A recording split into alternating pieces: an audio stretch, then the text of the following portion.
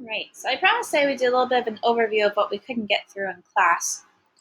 So we'll talk about transmission-based isolation precautions.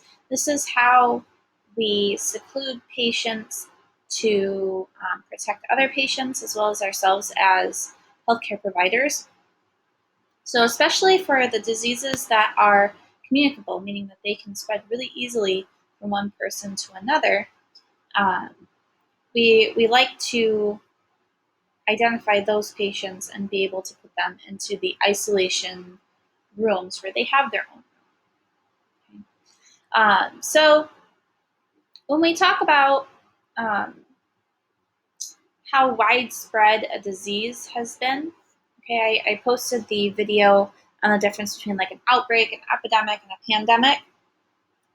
So there's minute differences between epidemic and pandemic, but pandemic ultimately is more about the area that it's spread to, and epidemic is more about the number of people that it's spread to. So whenever we start to use isolation precautions, we're already going to be using standard precautions, right? That's assuming anything that we could potentially come into contact with a patient could potentially be pathogenic, meaning that it causes disease. So with these precautions, we need to prevent the spread of the disease. It protects anybody that could come in contact with them. And it's based off of the organism that causes the disease, because ultimately the CDC went through and said, hey, these are all the diseases that easily spread through these means. They need to be in their own separate room. You either need to wear a mask, a gown, gloves every time you come in contact with them. Okay, so ultimately, some of these diseases can hang in the air. Some of these diseases have to be attached to something. So it has to be attached to saliva that comes out of the mouth or any other sort of bodily secretion. Sometimes it can be spread through direct contact with the patient. The patient touches something and then you touch it after. You could still get that organism on you. So whenever we talk about something that could potentially have a disease-causing organism, we call that contaminated or dirty. If something is sterile or does not have these organisms present, that is called clean. So we have kind of, I want to start with standard precautions and then go down to contact precautions and work our way up. I think it's a little bit easier to understand that way. So we know standard precautions, right? That's where we're assuming absolutely everything could potentially cause harm.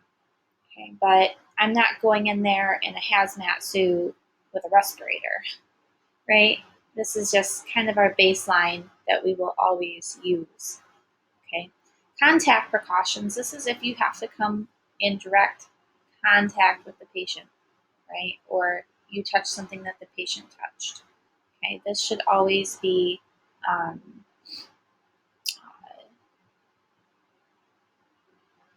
they should always be in their separate room, or if they're in the room with another person, they have to have that same disease kind of thing. Okay, but contact precautions is going to kind of be the step above standard precautions. Then we have droplet precautions, which is where basically anytime anybody breathes or speaks, right, we have saliva that comes out of our mouth. And with droplet precautions, the disease that they have could potentially be spread by being attached to those droplets. So you don't really come within a 3-foot radius of the patient, except for if you're done with like a gown and a mask and gloves, right? So there's that. So droplet precautions takes into account standard precautions and contact precautions. And it's just a little bit more intense, right? Then we go to airborne precautions. Now this takes into account the diseases that are spread directly through the air, which is really dangerous. Okay, if you ever walk into an airborne precautions noted room, You have to be clean before you get in there, first of all. Second of all, you should be wearing a mask absolutely all the time, potentially a gown, right? So depending on what's stated specifically for that disease. All right. So airborne precautions takes into account the rest of them and adds a little bit more. Now, there's what's called protective or reverse isolation. This is where we're supposed to protect the patient. So this is where they don't have really an immune system to be able to fight off bugs.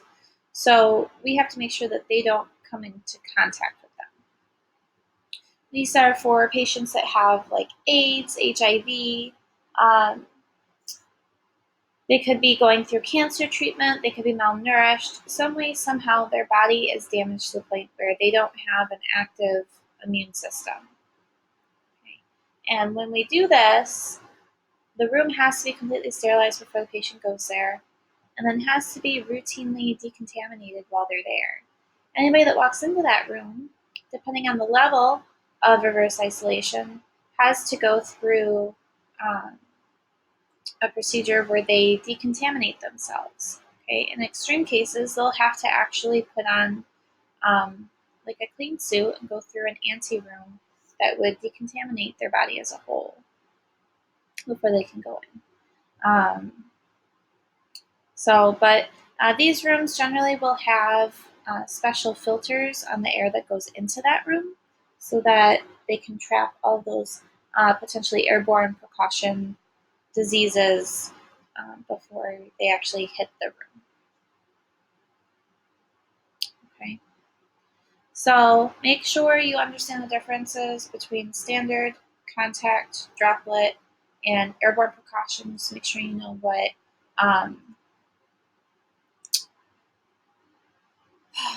what reverse isolation is. Okay. All right. Um, so go through and review. If you have any questions regarding any of the material, please message me. I'll be available this weekend. And we can go over them. But please watch all of the videos. They all have a purpose. Some of them may repeat some things, but I put them there for a reason. So please watch them and enjoy.